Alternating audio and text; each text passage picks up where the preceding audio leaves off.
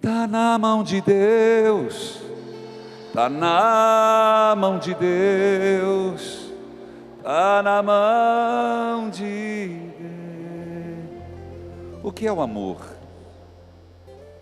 O amor, ele tem que ser algo significativo no hoje. Cuidado para não fazer e entender que o amor é uma lembrança do imaginário do passado.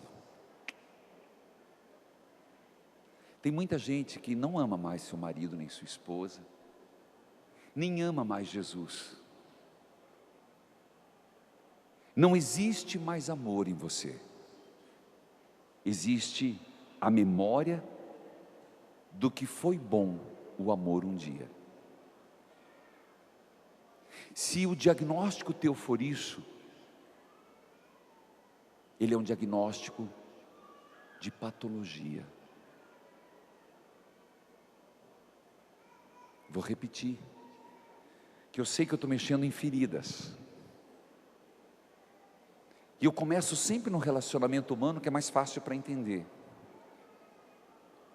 Um casal, depois de um tempo, ele tem que sentir amor hoje.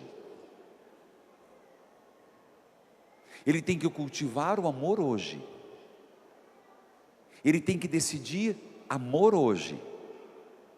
Porque senão o amor, ele já deixa de existir no hoje, e é uma mera memória de algo que foi bom o amor um dia. Não é mais amor.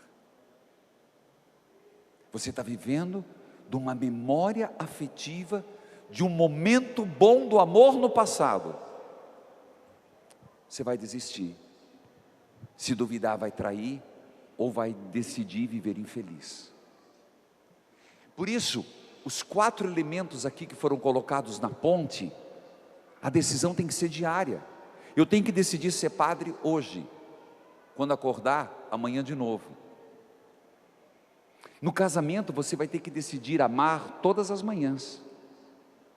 E a sua adesão a Jesus todos os dias. Vou repetir para que você anote: não faça do que você imagina ser um amor, uma memória do que foi bom um dia. Se você estiver namorando, estiver noivo, aqui dentro, e você se encontrou nessa situação, larga. Se estiver casado, volte ao teu primeiro amor. Porque do jeito que está, você está infeliz. Se você não ama hoje, não aceite viver de uma memória do passado. Conserte o hoje, para que amanhã seja melhor. Eu não estou mandando largar o casamento. Eu estou mandando você não aceitar viver isso em você. Digo isso porque o nosso amor a Jesus tem que ser decisão diária. A nossa pertença a Jesus tem que ser diário. E é esse amor que atrai. É esse amor que nos dá vontade de viver. É essa paixão por Jesus, fruto do conhecimento. Filhos, eu quero lembrar, quando você pede algo a Deus que Ele não dá, eu te dou uma resposta, porque Ele tem algo a mudar em você.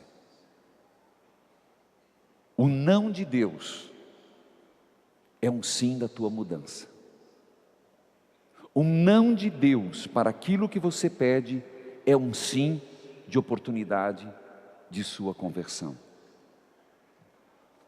Filhos, eu sei que o que eu estou falando não é das melhores pregações, mas é verdade. Eu quero lembrar algumas coisas que a gente pode esquecer com tanta facilidade, que decisão, crescimento, persistência, amor. O que é amor? É decisão. O que é amor? É persistência. O que é amor? É crescimento. Mas se você tomar a palavra de Pedro, volte ao texto de Pedro, abre de novo tua Bíblia. Pedro, carta de Pedro, vamos lá? De 1 Pedro capítulo 2, desejai, tal qual criança recém-nascida, o puro leite espiritual. Agora o segundo texto, 2 Pedro capítulo 1, de 5 a 11. Achou ali, filho? Queria que você lesse da tua versão, por favor. 2 Pedro capítulo 1, do versículo 5 a 11. Ele está dando o que é esse leite, puro, genuíno, espiritual. Por favor.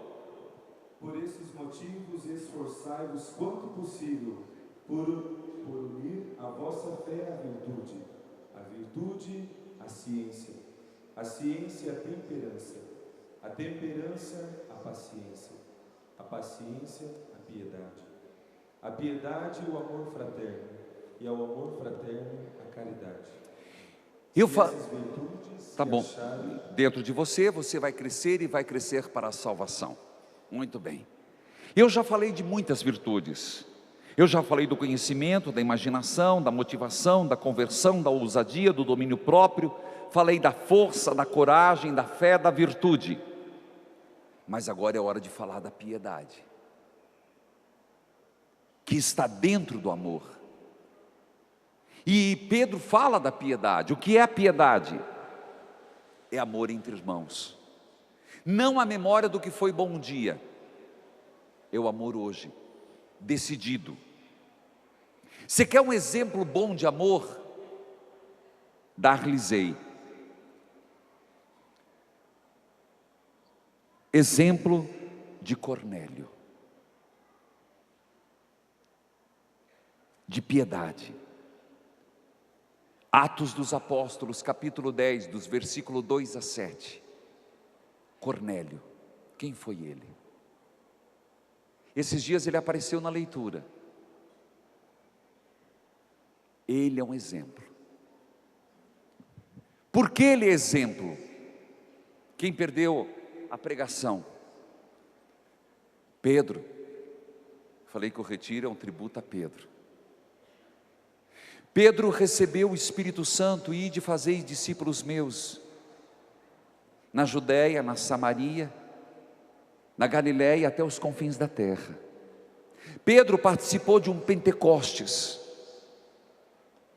Mas Pedro, não se esqueça, Deus decidiu ser judeu.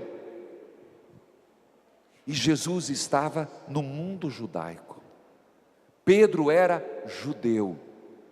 E para ele, aquele Pentecostes primeiro era o único.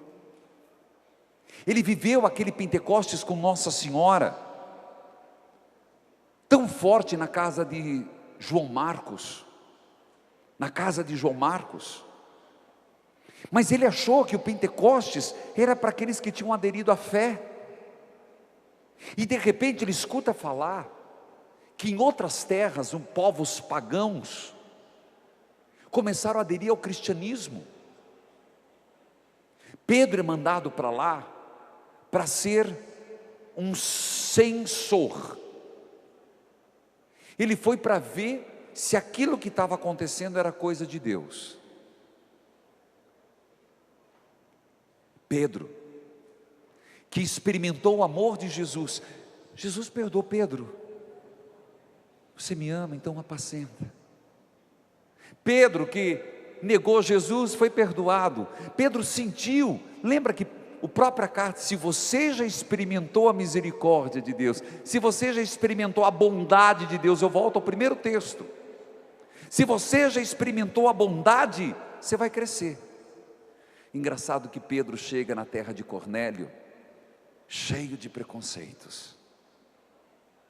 Num determinado momento na viagem de Paulo, eu vou dizer onde, Pedro estava comendo, São Paulo perto, com os recém-nascidos na fé. De repente chegaram alguns fariseus.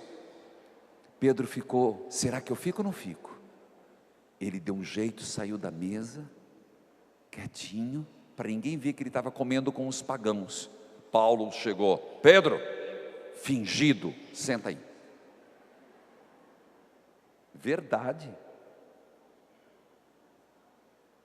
Pedro, você está sendo fingido. Você estava comendo conosco, porque chegou os fariseus, você está saindo? Pode sentar. E Pedro foi humilde. sentou com Paulo e continuou comendo. É lindo ver isso, gente. Primeiro Papa, depois volta Cornélio.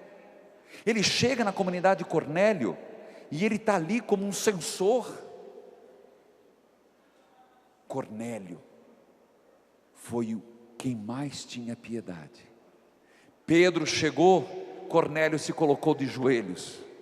Gente, estava chegando o inquisitor e Cornélio se põe de joelhos em profunda adoração, porque reconhece em Pedro aquele que representa Cristo, um pagão. Pedro diz: não, eu sou apenas um homem. É o texto dos Atos. Veja a grandiosidade desse Cornélio, a piedade dele. Ele que era um homem bem sucedido, vê um homem, Pedro, com suas falhas, se ajoelha, se prostra. Pedro mal começou a falar, o Espírito Santo desceu sobre a família de Cornélio, sobre todos que estavam naquele lugar, e diante daquele kairós, diante daquela epifania, Pedro batizou toda a família. Uma salva de palmas ao Espírito Santo.